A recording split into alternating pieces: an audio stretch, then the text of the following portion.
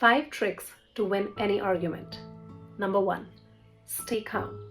Stay calm and think clear. The calmer you are, the less the cognitive fog and more the clarity of thought. Number 2, be present. You gotta stay there. You gotta stay in that argument, in that moment, so you practice mindfulness. Number 3, validate and respect. No matter who the person is, no matter what the argument is, you do not have right to disrespect anybody. Number 4, stick to logics.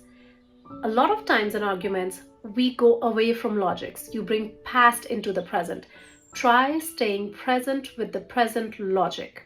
Last but not the least, communicate to resolve the issue and not dissolve the relationship.